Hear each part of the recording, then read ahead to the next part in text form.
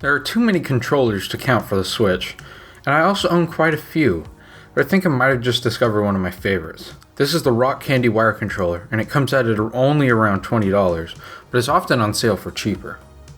Let's get into it. First of all, build quality. This thing uses some pretty cheap plastic, but the buttons and sticks feel surprisingly amazing. The buttons are super clicky and easy to press.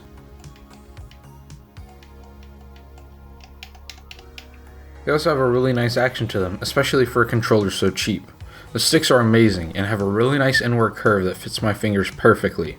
These are my favorite sticks for any controller I've used on the Switch so far, which surprises me too. They also have no bad dead zones or anything like that, and overall just make this controller amazing. L and R buttons as well as triggers feel pretty good, and I have no problems with them at all. The only thing that I have a problem with is the D-pad. This thing misinputs a lot. It feels nice, but never does what I want it to, and it always reads diagonals or just straight up the wrong direction. The grips are small, but they fit my medium-sized hands almost perfectly. I much prefer the feel of a Pro controller though, but these are still serviceable.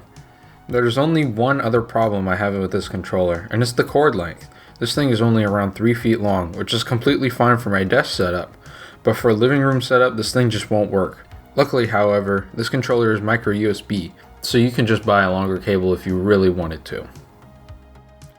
Overall, this controller is pretty decent build quality, with only one small part that feels cheaply made, and that's pretty surprising for an under $20 controller. Now obviously this thing doesn't have NFC or rumble or anything like that, and it's to be expected for something under $20, but for that price point, you can't get much better, especially for something that's officially licensed by Nintendo. I'm Astro, and I'll see you guys in the next video. Goodbye.